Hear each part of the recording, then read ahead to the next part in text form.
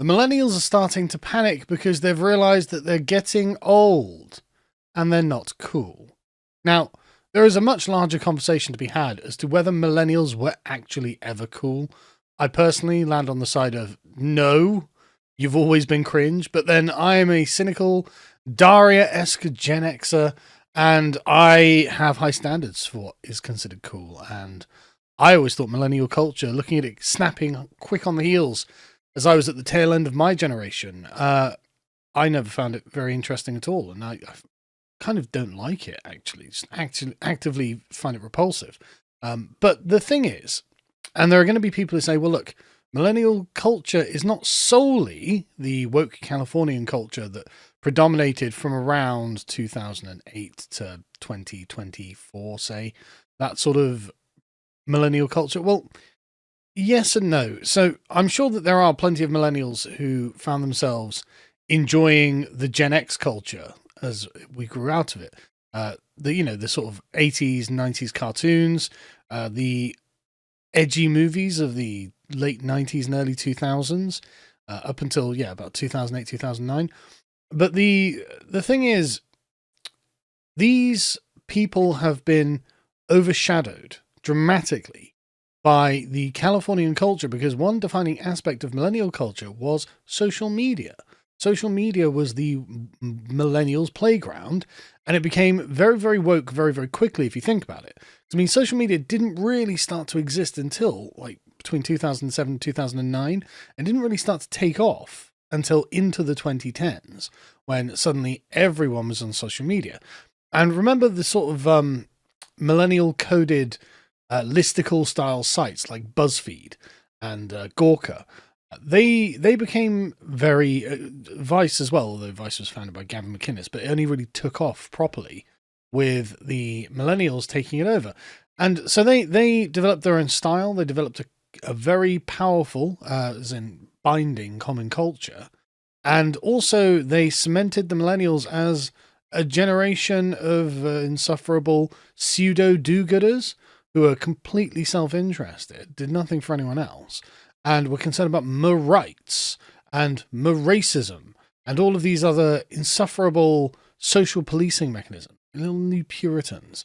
And everyone got sick of it really quickly, frankly. And I spent, of course, the latter half of the 2010s critiquing this on YouTube. And now the millennials have realized, oh, hang on, we're not cool anymore. And there's a younger generation who's coming up who are listening to people like me and not people like them. And we're kind of browbeaten by people like them and don't like the millennials at all. And so this is an article from last year, but there's another one I've got from the other day. And it's just very interesting because they begin with, remember when the word millennial was shorthand for cool? I don't, frankly. I really don't remember that. I remember when millennial became, because I mean, before the sort of early 2010s, nobody ever talked about millennials, like it was just not really a concept that was in the discourse, at least that I saw. And when it did come to predominance, it was screeching woke harpies and absolute soy boys. So frankly, I never thought the millennials were cool. Now, again, I just want to stress, I know that there are plenty of millennials who are not like that.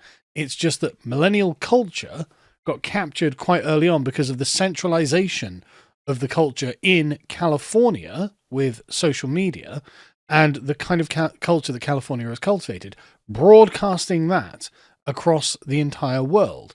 And so, sorry, I never thought you were cool. I thought you were cringe. In fact, look at the way that she describes her generation. For more than a decade, we were creatures of fascination. Our cohort, a byword for all things trendy. We were flat white drinking hipsters, avocado on toast eating snowflakes, fans of rose gold furnishings and the inspiration behind a shade of muted baby pink. None of those things are cool. As far as I'm concerned, they are all very negative stereotypes. And I don't know why you think, see, we were so cool. We were avocado on toast eating snowflakes. That's not cool. Though we hadn't grown up online, we got our first mobiles in our teens. Well, I mean, probably. That's probably true. Smartphones in our 20s, and we were the right age demographic for the launches and mainstream media, social media platforms, MySpace and Facebook, making us more tech savvy than our predecessors. Not really.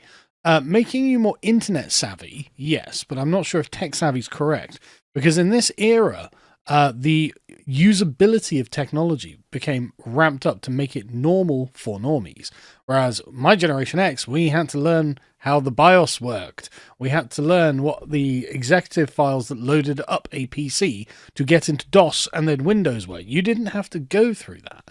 And that's fine. It's totally normal. Just you are claiming to be something that I don't think you quite are. But anyway, we couldn't afford houses because it was our own profligate purchasing of pumpkin spice lattes. We were also undeniably the hip young things. Honestly, nobody thought so. Like you say, boomers were past it, mocked for their lack of internet literacy. Yeah, that happened in my day. Gen X had no real defining traits, or at least none that could be summed up by a snappy headline. Not true. We were deeply cynical. We were the people who were very tired of working in the offices, which is why if you look at The Matrix or Fight Club or something like that, the frame of them is always man in office wishes he had a heroic life.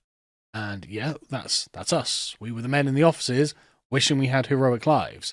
And you guys came along and made everything cringe. But I love this.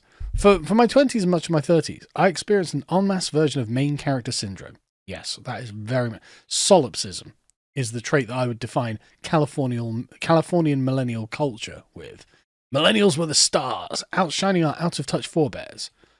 Okay, if you think so. Anything and everything we did was by default interesting and cutting edge. Now, the political radicalism was, I will grant them, interesting and cutting edge. I can't deny that I spent a lot of time talking about it. And it was something of the crest of a wave. The problem is, it wasn't good. None of this is actually very good. I mean, everything you've mentioned with pumpkin spice lattes and avocado, that wasn't cool. That was something millennials in their sort of self-interested bubble thought was cool. But the people above you in the age categories were looking down going, oh, this is embarrassing. And the people coming after you was listening to us going, look at how embarrassing these people are. And now they're coming up, and this is what this is all stems from. They're going, well, the millennials are cringe, browbeating, wimps, frankly. And so I first noticed the turning of the tide a few years ago when articles starting to appear detailing that the emojis that marked you out as a millennial, Gen Z, wouldn't be caught dead using the crying, laughing face, nor the thumbs up, branded hostile, nor the grimacing face. Green ticks are out, but the clapping hands, monkey cover, these were all staunch millennial favours. Yeah, no kidding. And then the derision worsened. The term cheugy was born. Listen, Zoomers, I'm not a Zoomer. I don't know what this means. Encapsulating all that was deemed basic, try-hard, and outdated. Now that's interesting, isn't it? That's interesting. A list essentially comprising stereotypical millennial attributes. Basic, try-hard, and outdated. I like that. That's a good description of the millennials. And the thing is, they were in their own day. They were try-hard, and they didn't even realize, but outdated. Gen Z mocked us mercilessly on TikTok. All that had once made us trendsetters now flagged us as irredeemable losers. Now, the thing about the millennials, and the difference between the millennials and the Gen Xers in particular, is that the Gen Xers lived in their own opinions. Right? We actually didn't care what other people thought of us, our generation. We didn't really have a strong generational consciousness, because I think this really has to be part of the popular culture, and it just wasn't for the Gen Xers. The Gen Xers were looking into the future and going, yeah, I would really rather escape the Matrix, right? We weren't thinking about what other people thought of us, because we were being ourselves with each other. And so we're actually very happy, to be honest. Even though we were kind of a latchkey generation. But the millennials are a very bourgeois culture. They care very much about other people's opinions. And you see this fracture very sharply along the lines of Gen X opinions on free speech and millennial opinions on free speech. For Gen Xers, Gen X really is a free speech generation. We think that people should just be able to say whatever they want, and who cares what people say? The millennials take everything that is said very personally, and they live in the opinions of others. The opinions, because of social media, and I'm sure this is a social media phenomenon, they live in the opinions of others, and the concern for what other people think, and to be part of the in-group, this very feminine perspective, is very important to millennials, at least the Californian millennial. Whereas for Gen Xers, we genuinely had a much more masculine, individualist, and, dare I say, heroic outlook on the world. We wanted to escape the world in which we were trapped and do something that would be much more akin to something you'd find in the Iliad than the millennials with their Harry Potter, as you can see here. Now, there's also another aspect to millennials, which is definitely brought up here. Being an adult who liked Harry Potter, Disney, or Friends made you chuggy. Chuggy? Anyway, the answer is there is a distinct strain in the millennials, at least the Californian left-wing millennial culture, that doesn't want to grow up. Now, this was never something that Generation X had an issue with. We were very much, I'm going to get out of my parents' house. That was the first thing to do. Get a job.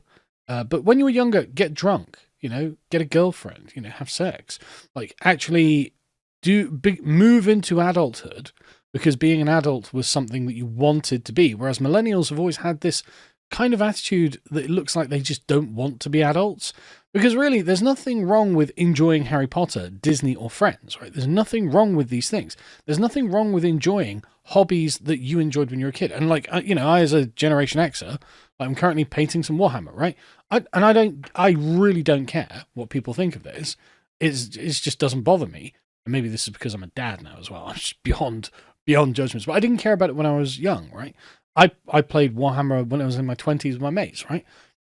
I don't care. But you guys care about these things. You've always cared about validation from other people, social validation from people you don't know. And again, I assume this is a product of social media. But anyway, how the mighty have fallen.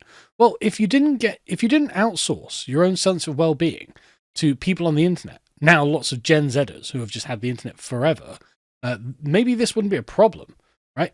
Then there was the revival of 90s fashion. Look, you weren't really around for 90s fashion. Again, the youngest millennials in 1996, right? The oldest in the 80s. So at best, you're a teenager. You're about 18 years old. At worst, you're 5, right? So 90s fashion is not really you, right? This is you looking at your older brothers and sisters and copying what they were doing, because they were actually living through it properly.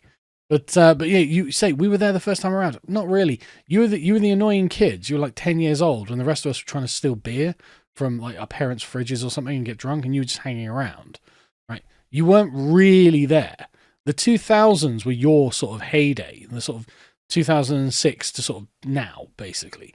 And you're coming to the point where you realize that you're getting older, because the oldest millennials are now in their 40s, and so you can see that this is really starting to bother them. And the weird thing about the way this triggered them is that they've come for our socks, as in wearing the short socks that barely go above the rim of your shoes so people can see your ankles is apparently a millennial habit. Now, I mean, it passed me by completely. I've ankle socks. I don't have a single pair of these. And why would I? I've just got normal socks. And Gen Z say things like, I find wearing ankle socks in public an embarrassing ordeal. Okay, interesting. Anyway, so they carry on. And she's basically kind of coping and seething here. And then you get this other one. This is the one that I saw from the other day. Cringe, how millennials became uncool. And again, what made you think this was cool?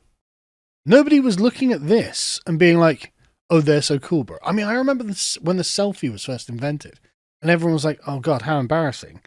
And it didn't make an impression on you at all. But anyway, she, of course, is talking about the ankle sock as well. And this article is basically the same, the pastiche of millennial stereotypes, as you can see with avocado on toast, and various other like things. Again, the nondescript Generation X. No, Generation X is an emotional generation. Generation X is an internal generation. We are not bourgeois. We are not concerned about what we look like. And in fact, you can see a lot of that by just jeans and t-shirts, basically, is what Generation X wore. Same stuff I'm still wearing now. I'm wearing a shirt, obviously, now, but like, you know what I mean? You guys, again, being the excessively bourgeois generation, wear fashions for other people to critique. Like, that's what you're concerned about. And it's genuinely hilarious listening to the millennials becoming their boomer parents. 37-year-old Lily here says, it's ridiculous. We have been judged by the younger generation who think they have invented everything. Literally word for word what the boomers said to us, by the way. But really, we're just wearing what we wore in our teen years. And she says she felt uncool when she was scrolling TikTok and saw that being born before 1992 was considered old. Yes, welcome to the club. You are now old. But this never affected Generation X. We didn't worry about becoming old because we tried to become adults in our late teens and early 20s. And so I personally feel like I'm basically, on an emotional level, the same person that I was back when I was first getting able to buy beers, right? I don't really feel like I myself has changed, although I doubtless have. I feel like I'm the same person, but millennials seem to be trying to cling on to a particularly childlike aspect of their own consciousness. And I've never envied it, and I've always found it kind of contemptible, to be honest. And it's this that I'm talking about, right? When did they become uncool? Well, many older millennials, myself included, were coming to the end of our party era around the time of lockdown. So, what, when you were 35? Like, I mean, the oldest millennials now are like 43. So, a lot of you are going to be 35. You're still out partying at 35. Like, what do you mean partying? Like, you're going to nightclubs at 35. Like, maybe going to a bar with your mates, fine. You know, going to a party with your buddies at a house or something, fine. But like going to nightclubs and stuff, that's kind of cringe. Like the idea of the party era well into your mid-30s. Anyway, the pandemic changed all of that, and then Gen Z had taken over fashion culture with new trends. Oh dear, you've gotten old and you become uncool. It's a hard life, isn't it? It's a hard life. But there we go. That's what happens. And what's interesting is that she can't help but notice that Generation X were never uncool. We've always been cool. It's true. It's totally true, right? So Sam Harrington-Lowe, the 55-year-old founder and editor of Silver magazine, says that Generation X is undeniably the coolest generation because we don't care. It's not whether you're interested in, like, you can't be cool with the social validation of others. You have to validate yourself. Are you happy with what you are? And then you have the self-confidence for other people to look up to you. And Generation X cultivated this. We couldn't help cultivating this, actually. And so we weren't a very materialistic or bourgeois generation. We weren't really interested. I mean, like, one of the main themes in Fight Club is the guy just buying stuff for his apartment. Even though he's like, why do I want this? Why do I need this? Like, Generation X had this kind of anti-materialism in it. One of the things, for example, that you didn't want as a Generation X is to sell out to a big corporation. Let's give you loads of money, but then you're not doing it for the love of the thing. You're not doing whatever you're doing because it's good in itself, but because you get paid for it. And that was always something that really bothered me. That's why that's why I've never done an advert for this channel or my Sargon channel. We do it loads of because it's a business, it's not just me. But if for my Sargon channel and for this, I've never done a paid advertisement. And it really does come from my Generation X anti-materialism. I don't want to do it. It makes me feel gross, right? And look at this. One millennial who doesn't care, and at least the opinion of this millennial, is effortlessly cool as a result. So the Gen Xers are cool by this definition. Look, the millennials trying to glom onto another generation now. Is Daisy Jones, who studied at Goldsmiths. Cool. Goldsmiths is not cool. Goldsmiths is insanely woke. And it was where the, was it Mustafa Bustar or something? The anti-white male woman. She put that on the map for many people. Writes for Vogue, also cool, absolutely not cool. Doesn't have a single brunch selfie or cute dog picture on her Instagram grid. No, neither do I. Says, I'm personally of the belief that coolness doesn't come from trying hard or caring too much. Being constantly obsessed with what's on trend or how you're coming across, whether you're cringe or not, isn't very interesting to me. Well, that's nice, but that is not the case for most millennials. And basically what you're doing here is aping Generation X self-confidence in an attempt to kind of get over the fact that the Gen Zers are just mocking you now. Because everything that you do now is actually cringe, old hat, weak, unnecessary social policing as well in most cases. And so basically she ends with a cope. Really, it's impossible to define cool. No, it's not. You just defined it. You literally just defined it and said, this woman is cool because she acts like Generation X. What's cool to me won't necessarily be cool to you. See, and this is another thing, the subjectivism. Well, we've got to concern ourselves with the opinions of other people, and we've got to accept that everything is relative. No, we don't. Some things are objectively good, some things are objectively bad, and I am more than entitled to judge someone else. If they don't like that, that's their problem. This is the Gen X way. If we think we're cool, does anyone or anything or anyone else matter? It's like, look, caring about whether you're cool is still the bourgeois thing. Like, Generation X didn't go around going, I'm so cool, right? We didn't think that. We didn't act that way. What we did is we just did the things that interested us rather than living in the opinions of other people. I was like, I like this thing. I'm going to do this thing. And if someone's like, I don't like this thing. Okay, don't do it. Bye. Have a great life. It doesn't matter whether you do it or not. Anyway, perhaps we should all be like them. And as you get older, it matters less. And you have more of a sense of who you are. That's probably the coolest thing about being a millennial right now. Right, so millennials, the coolest thing about them is they're now forced to grow up and become adults and not become catty teenage girls with arrested development who have dragged that through their entire youth into their 40s and now like, God, I think I'm going to have to start being an adult about things. Generation X grew up really quickly and we wanted to grow up. We were happy becoming adults and having a long adulthood. The millennials really didn't want to grow up and were resentful of this. And are now, I can see, kind of coping and seething about it. Again, the California millennials, I'm not saying every millennial. Obviously, if you're a millennial who is much more inclined in my direction than their direction, I totally understand. And welcome to the club. And I'm glad, frankly, the plague of Californian millennialism spared you.